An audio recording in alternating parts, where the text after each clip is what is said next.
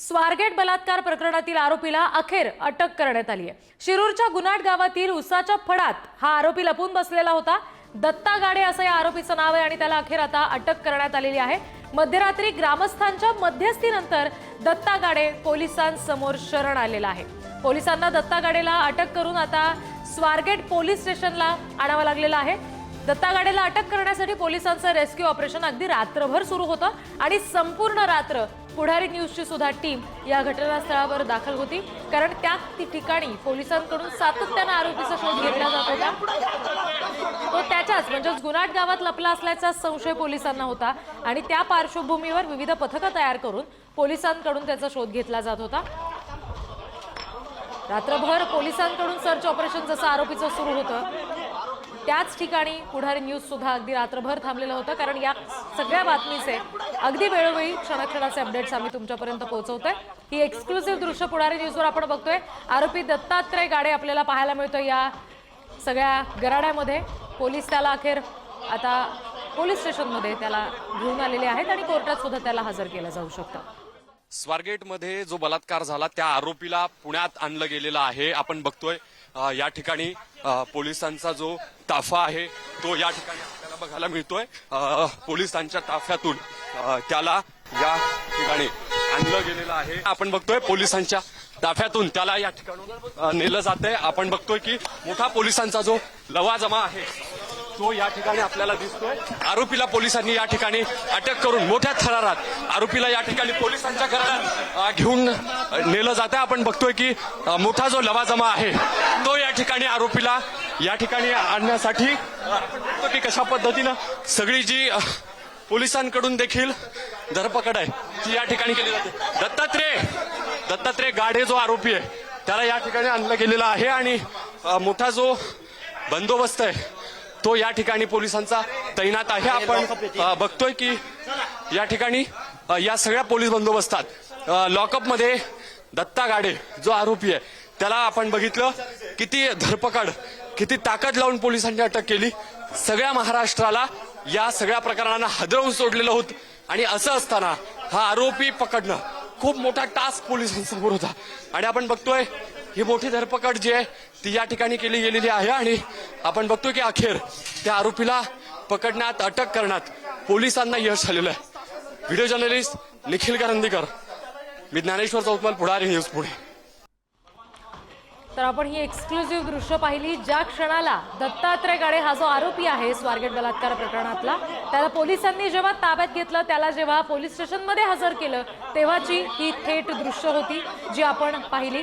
काल रात्री उशिरा अगदी त्याला पोलीस स्टेशनमध्ये आणलं गेलं। आमचे प्रतिनिधी ज्ञानेश्वर चौतमल यांनी या सगळ्या संदर्भातले नुकताच आपल्याला तपशील सुद्धा दिले, कारण संपूर्ण रात्रभर पोलीस त्याचा शोध घेत होते आणि प्रचंड मोठ्या गराड्यात त्याला इथं आणलं गेलं। ही दृश्य आपण बघतोय, त्याचा चेहरा पूर्णपणे पोलिसांनी झाकलेला आहे आणि पूर्णपणे पोलिसांच्या वेढ्यात हा आरोपी आपल्याला पाहायला मिळतोय। दत्ता गाडे असं त्याचं नाव आहे। त्याचंच गुनाट नावाचं गाव आहे जिथे हा वस्तीवर लपलेला होता आणि तिथे अगदी पोलीस प्रत्यक्ष स्वतः जाऊन शोधत होते। डॉग स्क्वॉड अर्थात श्वान पथक तिथं आणलं गेलं, त्याच्या माध्यमातून शोध सुरू होता। दुसरी गोष्ट म्हणजे ड्रोनच्या माध्यमातून सुद्धा आरोपीचा शोध घेतला जात होता आणि अखेर त्याला अटक करण्यात आली आहे।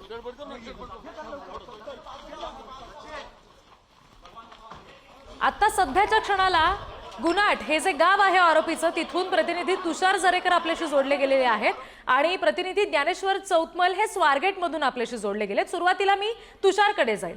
तुषार, सध्या गुनाट गावात काय परिस्थिती आहे? त्याच गावातला आरोपी तिथेच लपला होता, रात्री उशिरा त्याला अटक झालेली आहे। सध्या गावात नेमकं काय वातावरण?